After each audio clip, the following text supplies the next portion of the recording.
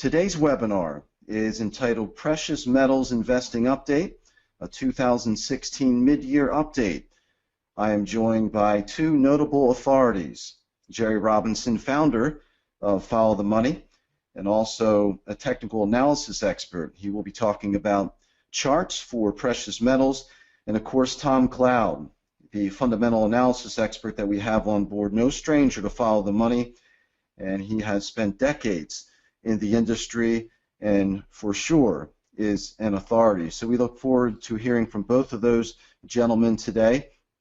The topics for today, as mentioned, a technical and fundamental analysis of precious metals, then getting into a Trump or Clinton presidency and how that may affect precious metal prices, China's official gold reserves figure, and then moving to another country in East Asia, the Bank of Japan, and their plan for money printing. Then a look at Sharia law and how a change that may be upcoming could have an impact on the gold market. More could be covered as well, so we thank you for tuning in, and we anticipate fielding your questions perhaps throughout the webinar, and surely at the end we will hear from Tom and from Jerry in that regard. So we look forward to your participation. And so without further ado, let's bring on Jerry Robinson, the founder of Follow the Money.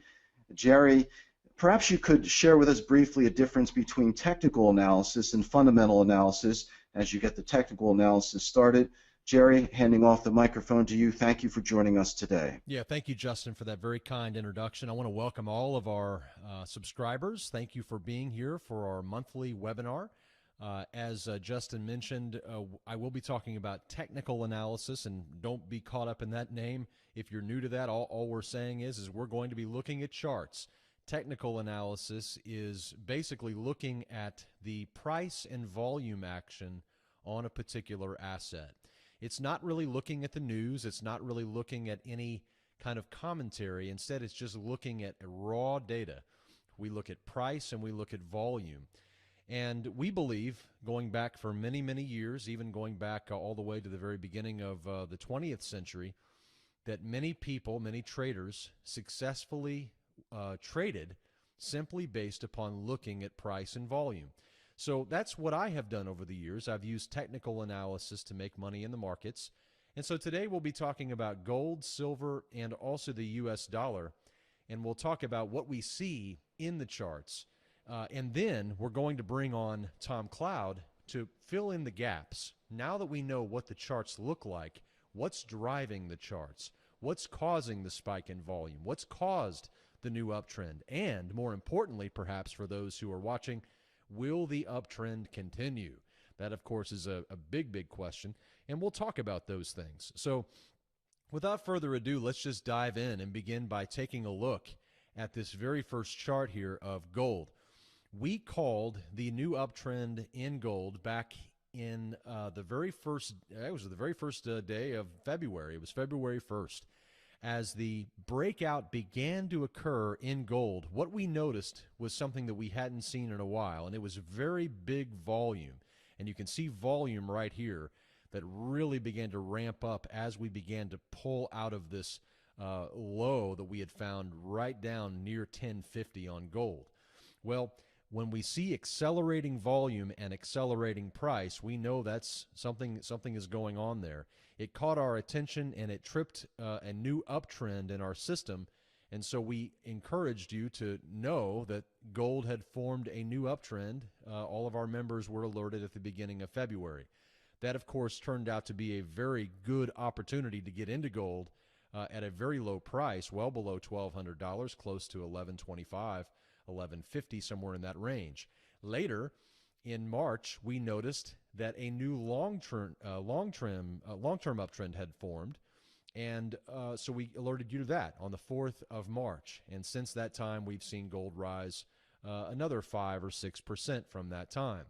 But since that time, we have run into an area of resistance here at 1350 to 1375, and this is not unusual. This is not surprising. This is the same area that we have experienced problems with in the past, going back to 2013.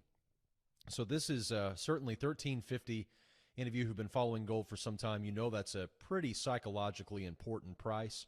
But the zone here, the resistance zone, seems to go all the way up to about 1375, and this is the area where we're having a problem. It doesn't mean that we won't be able to scale it. It just means in the near term, expect some turbulence in this area until we can break past it. We have seen some heavy selling over the last few weeks, although the selling has not been as epic or as large as the buying volume, indicating that we're still seeing net buying, which is a very strong indicator that we are likely to go higher from here. The uptrend looks fine. The recent pullback is likely an opportunity here. We would say that $1,300 support is very key. If we break below $1,300 support, it's not the end of the rally, it's not the end of the world. It just simply means that a very important support area has been breached, and it may become an area of resistance until it can be overcome. So, long story short, our subscribers were alerted to the uptrend in gold early on in the year, and it has turned out to be a very nice rally over the last couple of months. Shifting gears to silver, silver has another set of circumstances that we want to pay attention to. For quite some time, we had pointed out the 1850 level on silver, and let me go ahead and show you a bigger chart here that shows you more length of time. This is a 10-year chart going back to 2006. And you can see that 1390 became this massive area of support that we had noticed on silver going back for some time. It had been resistance here, support here, resistance here, support here, and it just on and on. And you can see how 1390, $14, something in here was very, very important on this chart. And so we watched this area, and we found that as the breakdown of silver occurred through the 1850 level. This was the breakdown below 1850, which was the big support prior. We saw that silver fell all the way down to 1390, rebounded back to 1850, came back down to 1390, and then finally pierced 1850 from below. And this was the first time that we had seen a breach of 1850 from below since the epic run that we saw back in 2010. So this meant a lot to us when we saw this, and it also occurred on bigger than normal volume. Bigger than normal volume indicating institutional inflows, big money coming in. You and I can only create so much volume on a chart because we're retail investors. We don't have mega millions to put in like hedge funds or institutional funds or whatever the case might be. So when you see epic volume or huge volume as something is rising, you know that is institutional money that is coming in. And institutional money is what we follow. When we say follow the money, we're talking about the big money, right? We're talking about the smart money. And the smart money is what we track. Well, you can see here that 1850 became a great area of resistance just before the big, massive rally. So that was a very important area just prior to the big breakout that we saw in 2010 for silver. Well, we've seen it again. We've seen a breach above 1850, and so now we are excited about the future of silver. But you can see just here in the near term, now let's do a closer in chart. This is a 2-year chart of silver. You can see that 1850 level, which had posed as an area of resistance back in the very beginning of 2015, we had another attempt at a breakout in 2015, but it failed right there at 1850. And after finally bottoming out down here at 1390 at the very end of 2016, things began to improve a little, and we began to get some good volume rising here. We ran into this 1550 area, which was a little bit of a tough spot, but we got good volume there to catapult us right past it. We got a pullback, which was an opportunity, a great opportunity here. And then, of course, you saw the next leg up here on big increasing volume. The sell-off has come on not as big volume, indicating that this rally still has lots of steam. But do note that the resistance area is around 2050. This is the area that we've had a little bit of a hard time breaking past. This is an area just like the 1350 to 1375 on gold. This is the area where we may expect some turbulence around. And until we break through this area, we might have a little bit of trading sideways action. But once we break out above 2050, we're likely going to continue higher, and that's going to be very exciting. So those are the key areas that we're watching on silver and on gold. Silver, we alerted you to a new position uptrend on February the 3rd. So all of our subscribers received a new position uptrend on silver back at around $15 at the beginning of February. Would have been a great time to get in. Then we called a new long-term uptrend on silver at around $16.75. That was on the 22nd of April, and that, of course, would have been another great opportunity to get in. Now, of course, we are well advanced into this uptrend, and we're only buying the big pullbacks now because we've already made our position. We've already got our position well laid in silver and in gold. And so as we ride this, we're going to look for pullbacks as opportunities to add. Let me show you another chart, and now we'll focus on the dollar, because remember, gold and silver trade against the U.S. dollar. The U.S. dollar is the counterbalance, so to speak, to gold and silver, and therefore, when the dollar goes up, you typically see pressure to the downside on gold and silver. When the dollar goes down, you tend to see upside pressure upon gold and silver. So looking here at a longer-term chart of the U.S. dollar, we have made good money with this chart over the years, and we've shared this chart with you. It's a very important chart on the U.S. dollar. You can see anytime that we get into the overbought area here on the dollar, we're usually going to get a nice pullback here as well as here and even here.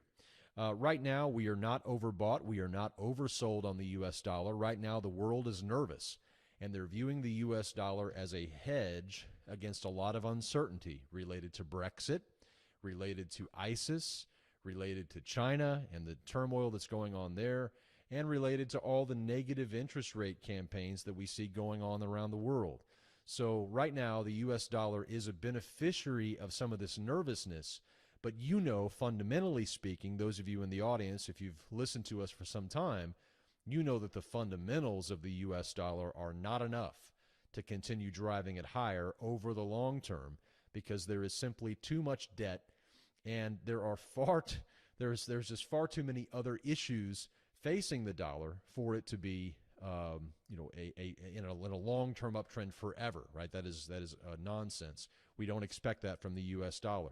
Now, what we will tell you to do is pay close attention to the 100 level on the U.S. dollar index. This is an area where we tend to break down. Where we broke when we touched 100 on the U.S. dollar at the very end of 2015, and it began to pull back off of the 100 area, we told you this was going to lead to a bounce in gold. We did not know it was going to form a brand new uptrend in gold, but we knew gold was going to bounce because the dollar had got overbought here. And so we knew it was time. And sure enough, we did get an epic pullback in the U.S. dollar, providing us a very nice gain in gold and silver. And that's what you're looking at here. This pullback in the U.S. dollar has been the rally in gold, and silver. But notice that recently, after Brexit, we have been seeing the dollar and gold and silver all going up, right? Now, that's unsustainable. You don't typically see gold, silver, and the dollar all going up at the same time. It indicates that we are in an unusual time frame. So the dollar in an area right now where it's not necessarily bought on the charts, technically speaking. It's not oversold. It's just in a kind of trading range here, but it does have some resistance coming up not too far away.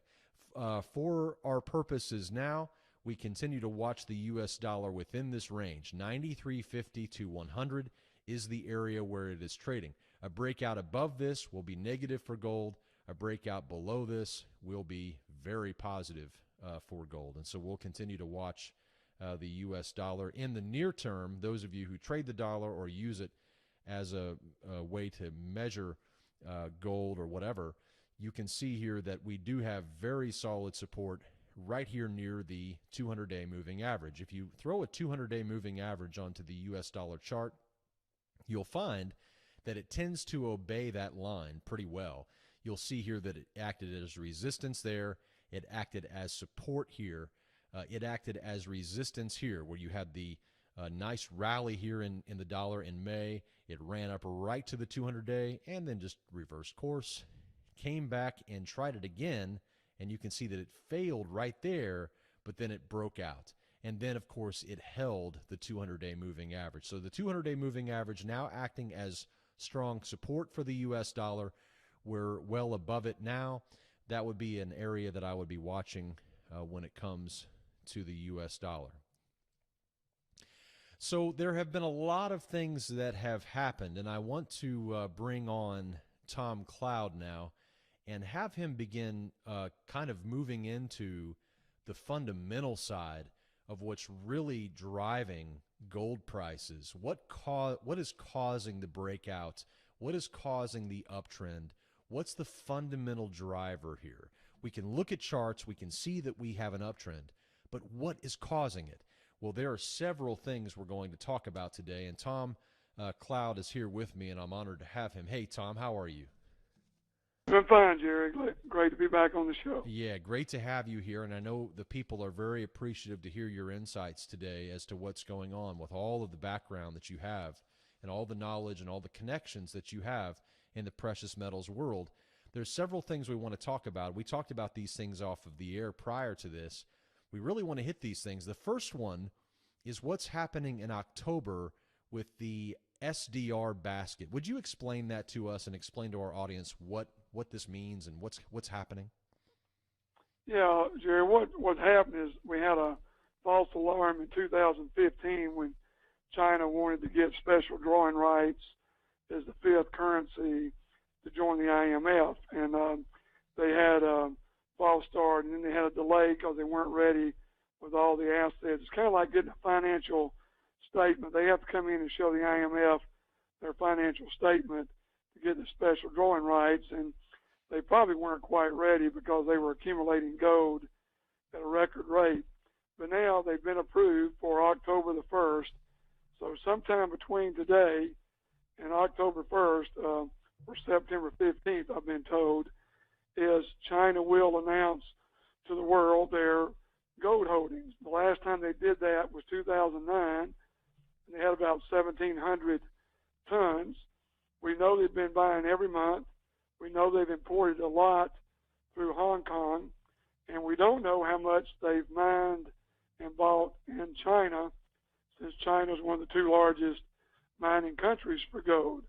So let's take an example. If they come out, which is the number I see the most, and they say they have 4,000 or 5,000 tons, up from 1,700 tons 7 years ago, then you're going to see that's very positive for gold, but not to ignite it. It's positive in that it puts support under it, showing they have that much and they're accumulating it. But what happens, there are people I've known in Europe for over 30 years that are telling me it's going to be way more than 4,000 or 5,000 tons, and is going to be more than the United States supposedly has at 8,163 tons.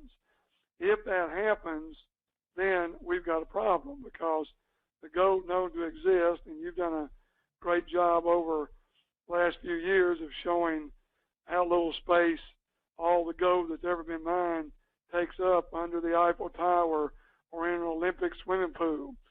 And then you realize all of a sudden that gold that the United States loaned out and leased and took income off of it, a lot of that gold is now being claimed in Hong Kong, where people hold up bricks and say, see the serial number? I have it. I own it. It's mine.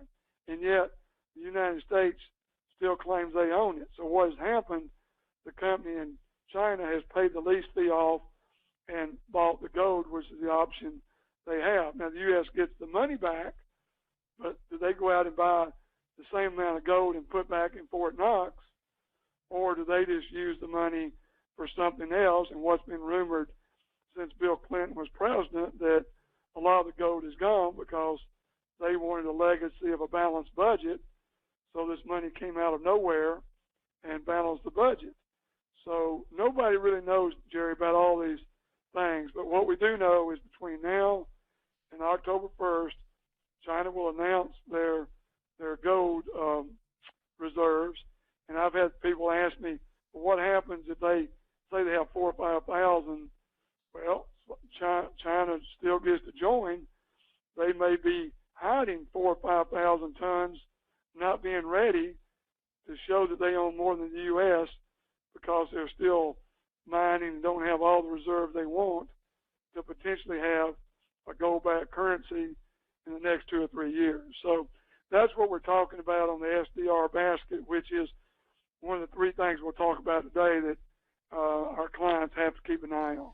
I would imagine that there are people out there who are, not familiar with SDRs. Let me explain them very briefly because they can get a little confusing, and they're intentionally named to not provoke any kind of fear.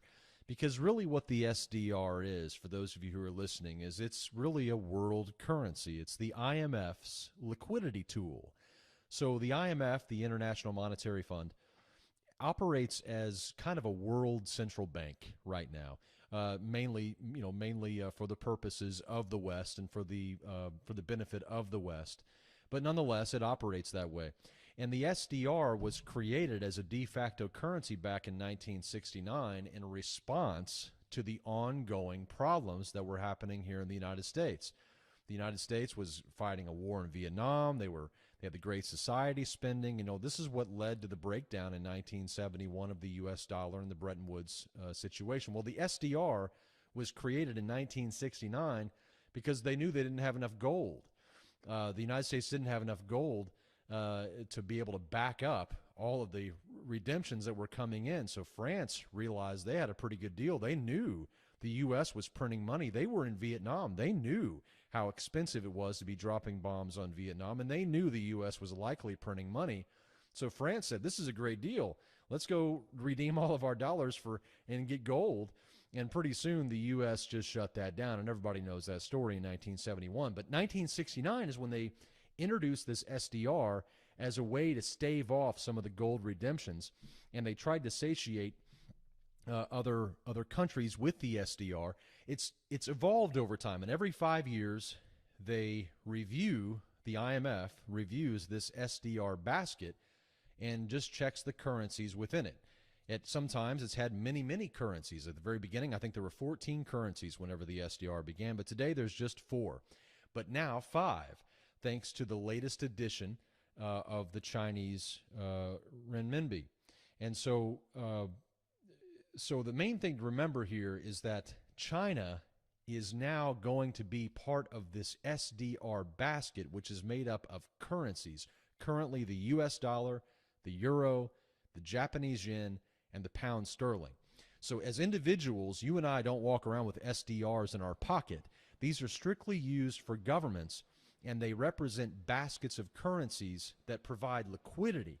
And those SDRs can take several days, according to the IMF, to actually liquidate and convert into currencies themselves. But this is a big deal, isn't it, Tom? That the Chinese renminbi... It really is. It's just an emergency liquidity fund, like you said, and it's a big deal because some of the problems we see out there today, and we don't need to get into those because we don't have time, but you could wipe it out. It's kind of like the FDIC when you see their latest financial statement, and they have like less than 0.5% of all the insurance funds to cover what they have insured, and the government is saying we'll never bail the banking system out. So it's kind of the same thing, like you said. It's exactly a good explanation. That you just always run the risk of the IMF going through that money and trying to be the police of the world. And I think most people probably know that the U.S. controls the voting right at the IMF, which has been a contention for years, but they dropped it down to 51%, but they still control it, basically.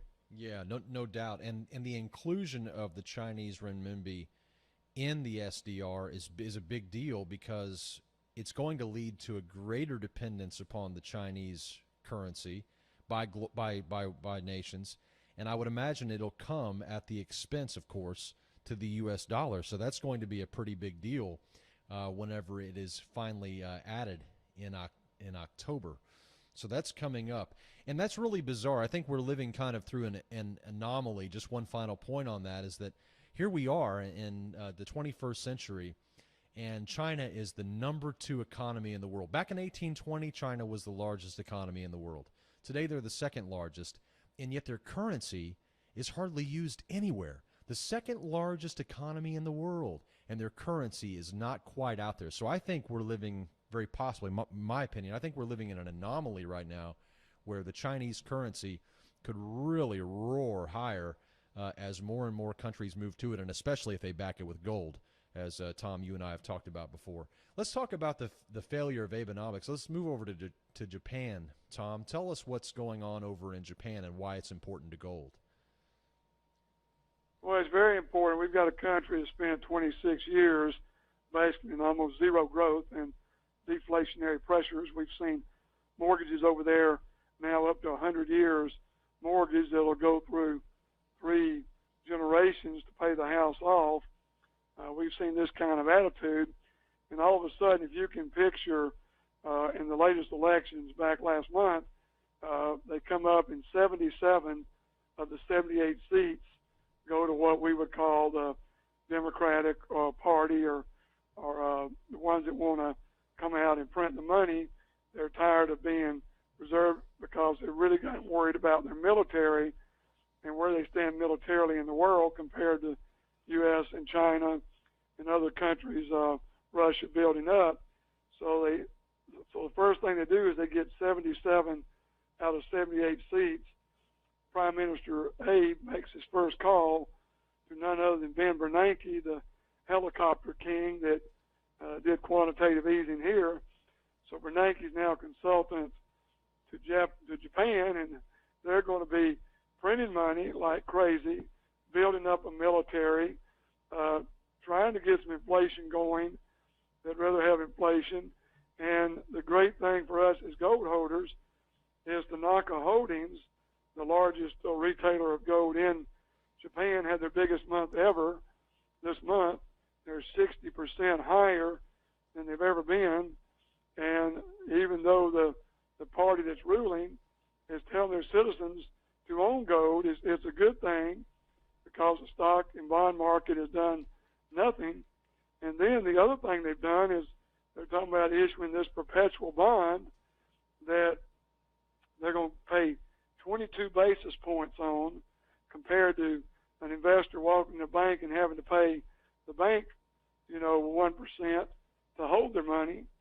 This way the government will pay them a 22 basis points interest rate, but the bond is perpetual. It doesn't have a daily market, and you have to have somebody to buy it. So they're coming up with all these things to create money, to create higher inflation, to build up their military, and they're encouraging their people to buy gold, and they're consulting with Bernanke to show them how to print money. So this is all go for us in the gold business because the negative interest rates were already helping the world gold market dramatically. People aren't willing to turn money over to a bank when they may never get it back.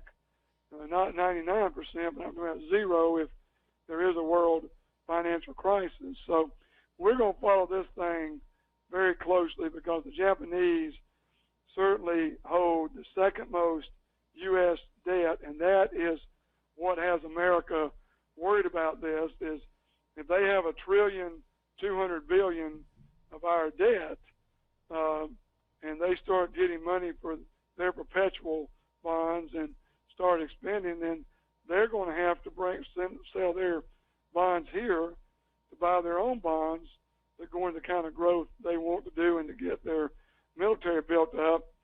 So this will put tremendous pressure on the U.S. dollar later this year and next year, and that's the reason those 93.5 and the 100 index on the dollar is so important. That's what I look at just about every day. We're in the middle of that right now, but it's always something we got to realize because when it breaks below 93, some people are saying it's going to end up back at 72, where it was in 2000 when gold was $256. And we know historically that every time the U.S. dollar goes down 1%, gold average is going up 13%. So we've got some interesting days ahead, but that's what we're going to keep looking at on Japan and keeping our clients aware of what's going on. Yeah, Japan, for those of you who have listened to our commentary in the past about markets and things, you may know that I'm not a fan of Japan. I do not like the Japanese market, even though, they are doing all of this excessive amount of money printing. Their currency is just continuing to climb. Their market is just continuing to go down, and they're just moving into negative interest rates. It's just a really, really bad scene. Negative interest rates too, I think people are still trying to figure out what the heck all that means. Negative interest rates are where you pay the bank to put money in the bank. And there's a couple of things to think about that. Some people say, well, I kind of like the idea of putting my money into a bank and them telling me up front, you're going to lose 50 basis points for the whole year by keeping it here. And some people who are so worried about the overall economy are saying, you know what? If you will guarantee me a loss of 50 basis points, I'd rather keep it there than in my mattress. And so from some perspectives, you have people who are saying, I'll take it because they're worried. But on the other hand, negative interest rates are contrary to sound financial wisdom because they tax thrift. They tax thrift. If you decide to save, that's going to be a tax. If you're going to invest, it's not going to be a very good thing. However, if you borrow or if you consume, then you're going to be in good place. And so again, it's almost as if, Tom, this is an act of desperation. These guys have gone all the way to the very edge. They've lowered rates all the way down to zero. It's not giving them the result they want. We saw the Fed appearing willing to introduce negative interest rates right here in the United States, as seen in the 2016 bank stress tests that we saw not too long ago, where they inspected the banking sector's ability to handle a short-term interest rate of negative 50 basis points. So they're already testing the banks to see if they can handle negative interest rates. And so it appears that we may right here be on the cusp of that. And that's only going to be good for gold, because if low interest rates are good for gold, lower interest rates would probably be even better, like negative, as we go forward. So I think the negative interest rates are kind of a new abnormal. Tom, I want to move into our next topic because we do want to get to several topics here. The next one is a very fascinating one that many people may not know about, but it's a little small change that could be occurring to Sharia law and, more importantly, to Sharia finance law that could change the whole face of gold investing. Talk to us about this.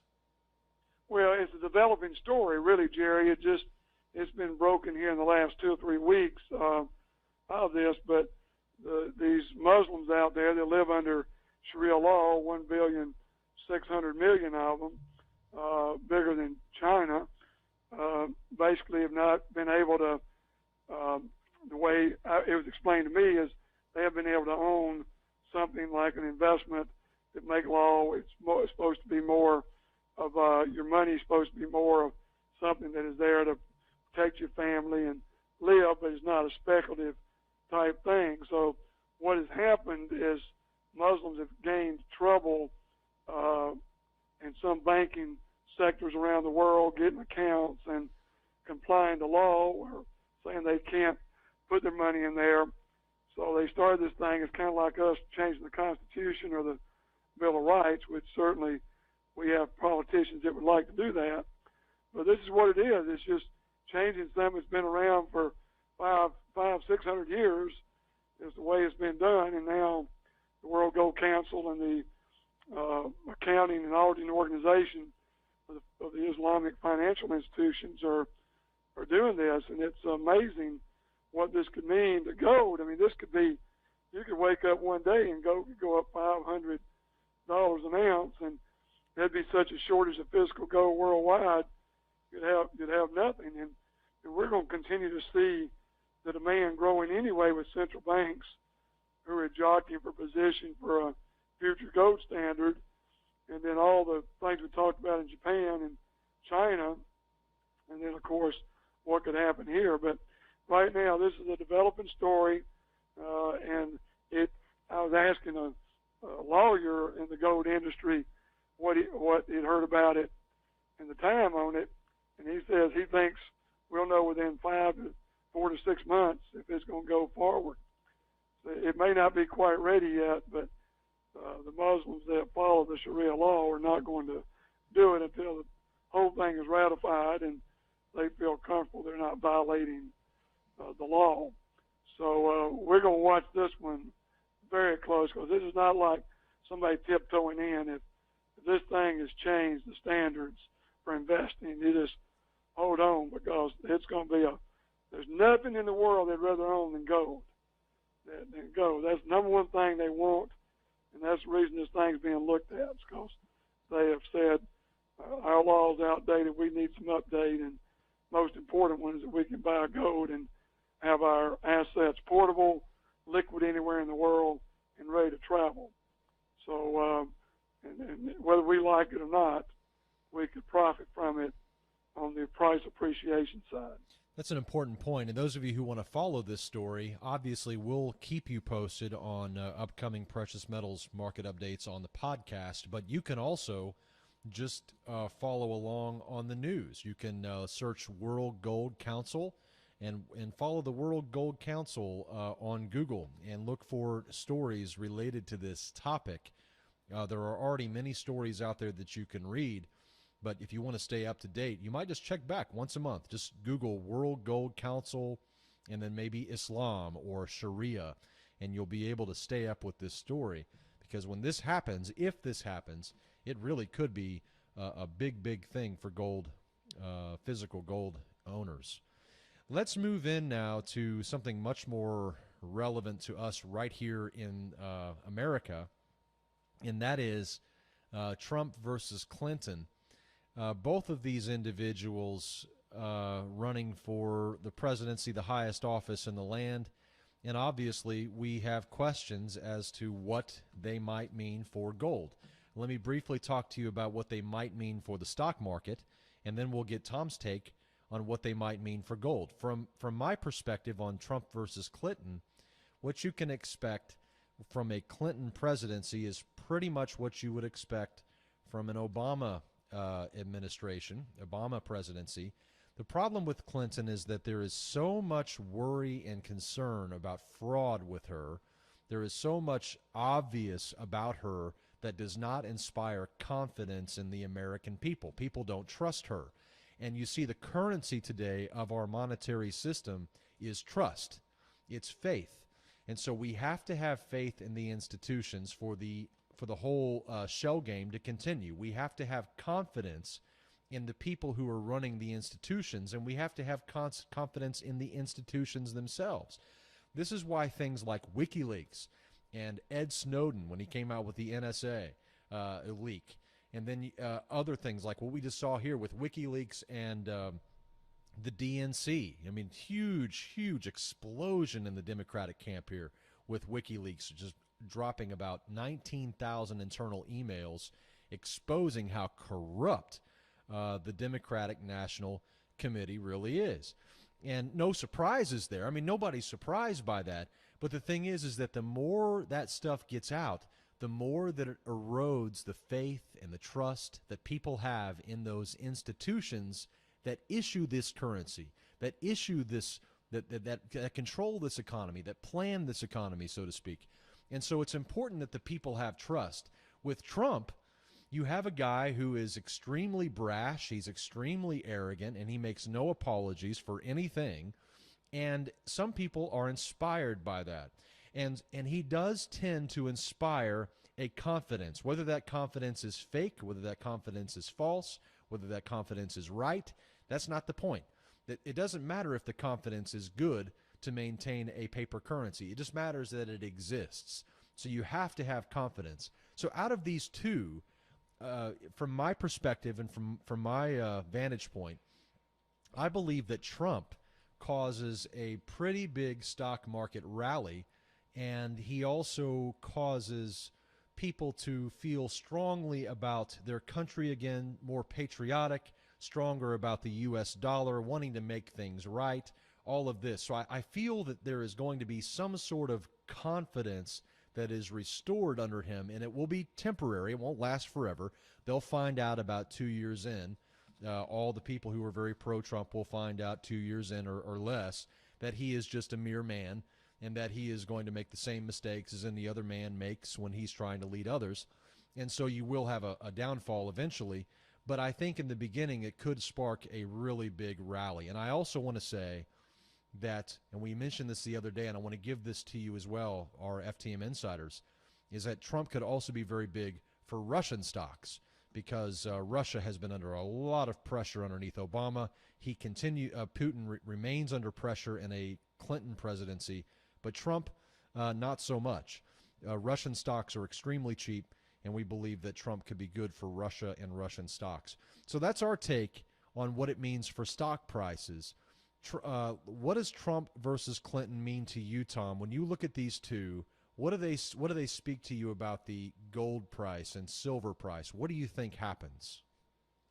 Well, here's what's interesting. This is a kind of a wishy-washy answer, but I called three big wholesalers I've known for one I'm 31 years, one I'm about 15 years, one I'm about 10 years, and was asking what they think, it would do. And like you said, they think that the fundamentals that are going on that we've already talked about today are far, far, far more important than who's the president of the United States in the gold world, not in the stock. I agree with you on the stock world, but this is so far down the line that it's worth talking about, but on the other hand, it's not what's going to be the driver of the price. And having said that, I'm like you. I think if Clinton presidency will continue to see that the way it is, but if these leaks can't continue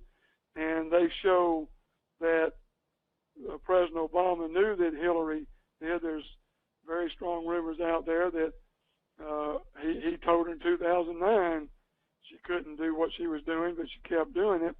And if any of this is proven through the leaks, then certainly it's going to be a great thing for gold because it'll put people in chaos and the stock market will go straight down. You'll see people around the world liquidating it. But on the side of Trump going in, I do believe there'll be a stock market rally without question. And Americans may not be as interested in buying gold as they have been this year in the last 16 years. But price-wise, I don't think it'll be a big effect because I do think he will do some things to build the military up and continue to bring our deficit up higher. And like you said, he'll be given a time to take the deficit from $19.5 trillion to $22 trillion, and nobody will really care because the military will be getting built up, the VA will get stronger, tax rates will be cut. He'll go after ISIS. They're very expensive. So these things will happen, but it'll make the debt continue to go up, which will affect the dollar grossly later, to the negative later. So don't look for it to be that big a deal, either one of them, because the other three issues we've already talked about, but certainly could have a minor effect. Very good. Okay, well, let's go ahead and take a look at a couple of other charts before we open things up to your questions. Here is an interesting image of a 6-year rally that went from 1971 all the way out to 1977. And you can see here how that rally actually formed. We see a nice breakout. And this, of course, many people no doubt thought, oh, is this over? Did I miss the rally? Well, not quite, because it pulls back and runs again. And then people probably here said, well, should I add, or is it going to go back down? And I'm sure there were probably 50-50. There were probably people out there saying it's going to go up and it's going to go down, right? Whenever you're at these peaks, you just never know. Well, the pullback occurs, and then we get another rally, right? And then people probably said, is this the peak? This must be the peak. This can't go any higher. And of course, it continued even higher all the way into 1975. Then we saw, of course, the pullback. Now, this is very reminiscent to something that we've seen right here. And you can see that the rally that we saw from 2001 all the way out to now, that should say 2001 to present, not 2011 to present. But anyway, the point is that from going out from this period here, we can see that we have had this very nice rally in gold. But we have also had this pullback that is now being followed by another uptrend. My point to you is that based upon our analysis and based upon what we see, we believe that we are getting ready to enter another major leg, and we actually have already entered the next major leg up in gold. You can see in 1970s, from 1972 out to 1980, you can see how that big rally that we had from 1972 out to about 1977 or 1975 was pretty big. But you can see it pulls back, and then that rally really goes crazy into 1980. So this was the final leg of that big rally of the 1980s. We believe that we're going to see something very similar to this with this next rally. We think that the big rally still awaits us on gold. And we've already provided you all of the evidence today, and there's many other things that we didn't have time to talk about that are going to drive gold higher. Don't forget that everything that you touch in this paper economy is not backed up by anything. And we're going to see slowly a reversion back to the mean of backing currencies with some sort of tangible asset. And gold is the obvious choice. And we already see that happening now with China as they move towards more of a gold-backed type of currency as they continue to talk about that. So that certainly could cause this 1350 to 1375 resistance zone to be completely surpassed. And we believe that we will see a much bigger upside to gold in the coming months and years, and we will take out the previous high that we hit back in 2011. Tom, that's our forecast. We believe that it's going to go well above the previous high on the next leg up. What about you? Yeah, we think it's going to get, once it clears this 1350 hurdle, and then we get up and we'll have a 1475 hurdle. I mean, there's hurdles all along, just like you can look at the chart and see. But certainly one thing that no one talks about is the volume of money that's been created. Just in the United States alone, we've gone from 6 trillion M2 money supply under Obama to over 12 trillion money created out of thin air. We've seen the world debt recently hit 100 trillion when Obama took presidency in the world of the United States. The world had $56 trillion of sovereign debt, what a country owed, and now we've just hit 100 trillion, of which 19.5 trillion of it is the United States. We all know that if they doubled from 20 trillion to 40 trillion in the U.S. the next 8 years, like Obama did, doubled it, and the world debt went to 100 trillion, we all know that the price of gold would have to come to a point where they started some kind of gold standard, probably driven by the Chinese and Russians as the most likely prospect to do it. So there's going to be a breakdown, Jerry, somewhere in there, and that's when you're going to see that way it's been going up steadily like that quit. You just see one large move up like over a 5-day period, $500, $600, $700, and you can't buy it. I mean, there could be a time, according to my wholesalers, that right now some things are hard to supply. So we're just in a good, calm time right now to look at all these issues and weigh them. You still have the end of the Shemitah coming, and end of September. We're still hearing that could still be a small factor for gold and silver, but I think we're going through 2000 sometime next year. I mean, to me, it's got to get there just to have a reasonable price, and certainly Japan and the the new place in Beijing that sells physical gold and silver being available to two large countries like that is going to do nothing but take physical metal off the market. So I say $2,000 an ounce. I think we'll see for the end of 2017, no matter who's president. Yeah, very interesting. Very, very interesting.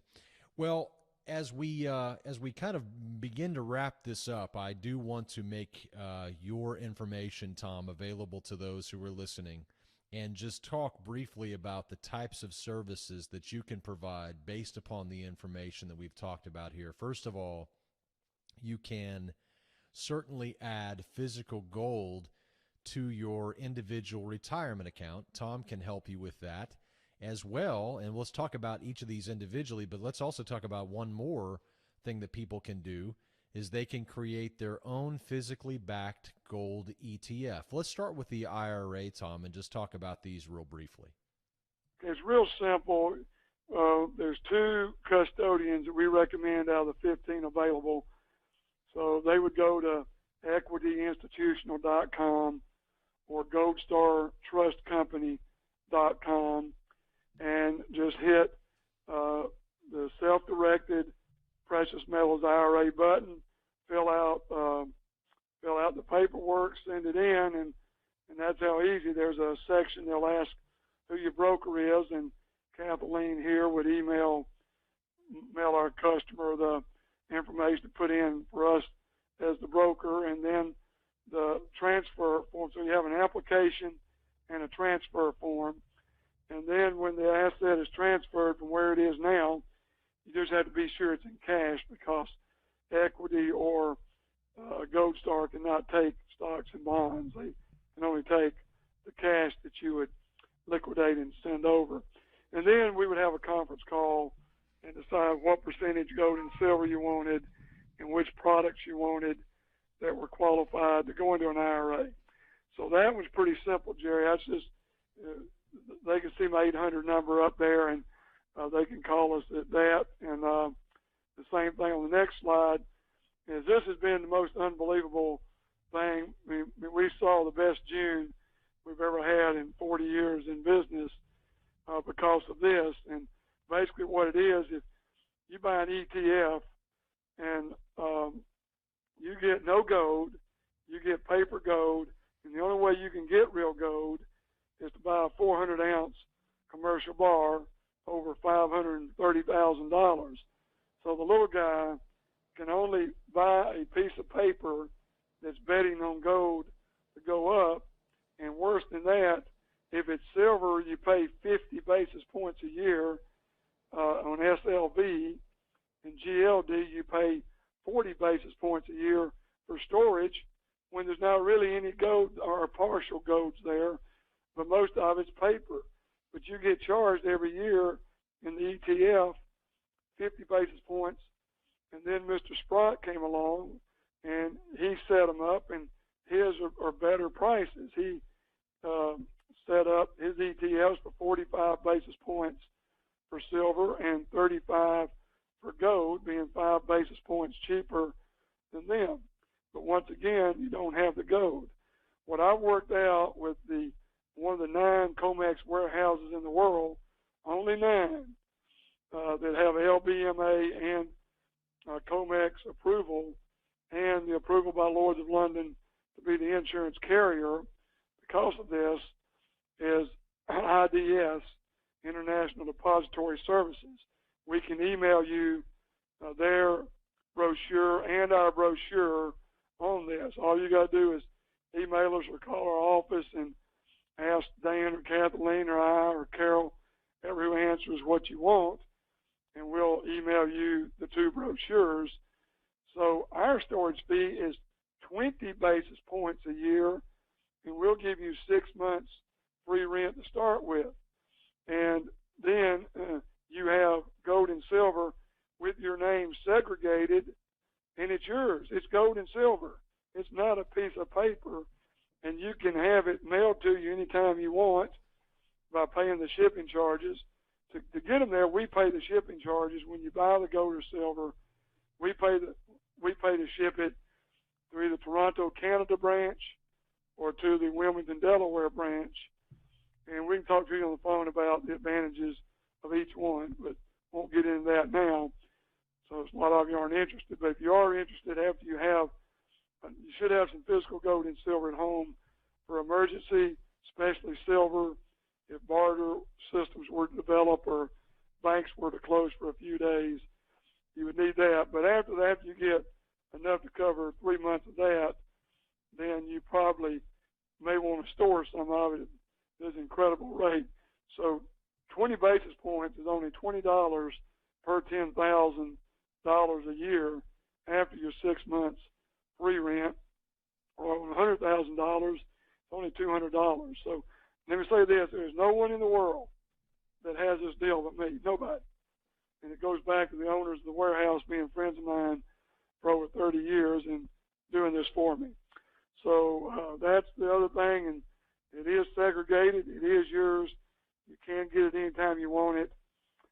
So it is, in my the best program out there in the world right now for anybody wanting to store their gold and silver in the United States or out of the United States.